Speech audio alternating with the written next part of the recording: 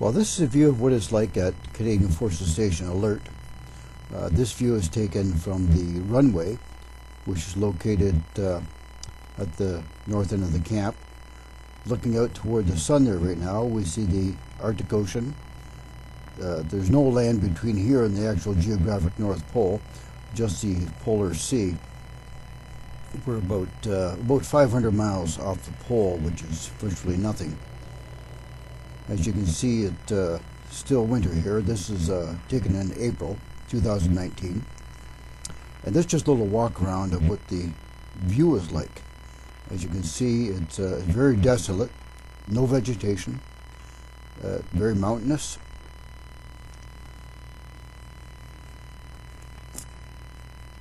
As we pan here, we start looking, we're at the north end of the runway. Now we're looking south down the runway. In the distance, you can just barely see the station itself up on the little bit of a hill there. In the distance, you can see those two hills. The one on the right is Mount Poland. The left is we call Crystal Mountain. The next video is actually taken here. This video right here is taken from the top of that place we call Crystal Mountain. Now this is taken in July of 2019.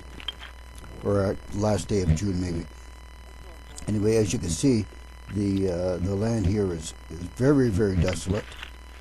Just broken rock is all it is. There we are. This is looking out over the Polar Sea again.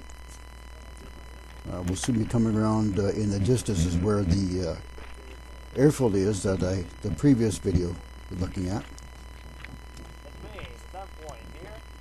One of my co-workers there in the orange, and the other gentleman is a military person from Trenton.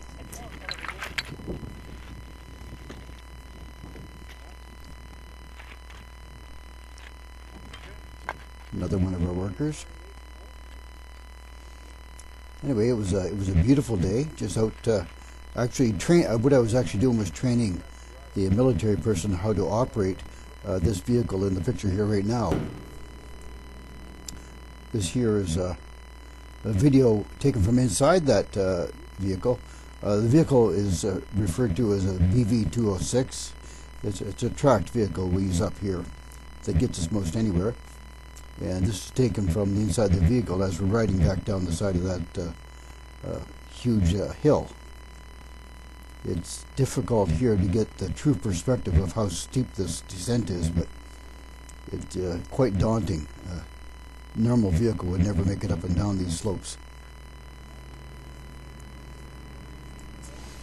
You can see at the bottom a little slight color of vegetation, very, very low vegetation here in patches. It's almost not much more than a moss. In some areas there's a very small flowers, a couple inches or maybe even only an inch high. There's a purple flower in some areas. In other areas there's a yellow flower. And that's as much vegetation as we ever get here.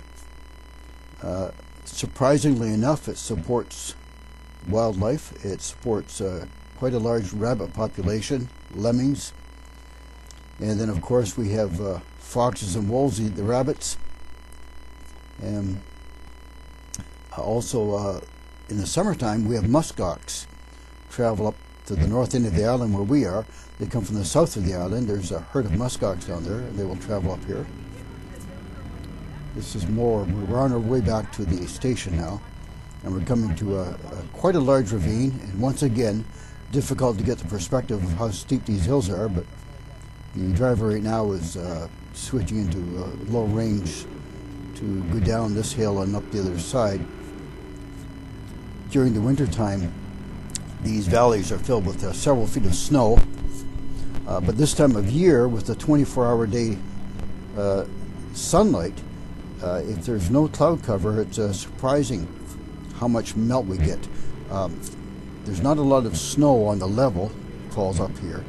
Mostly it just blows into deep drifts. But when it does start to melt, it goes rather quickly and creates these temporary rivers everywhere.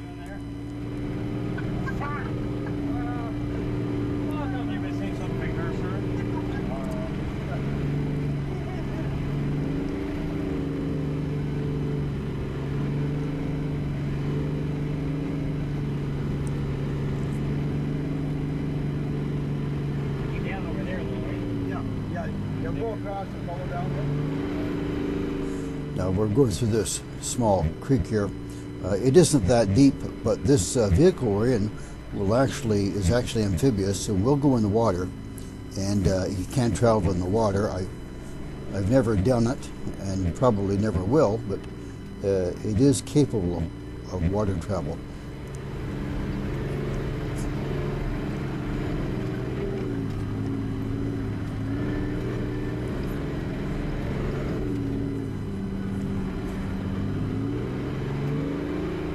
Now we're on the level here. Now we're coming up to the side, and this hill here is a lot more of a hill than it looks from here.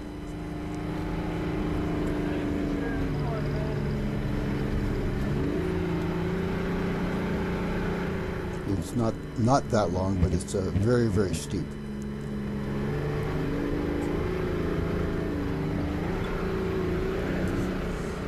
Anyway, I hope you enjoy this, as this is what it's like at the northernmost place in the world. And have a good day.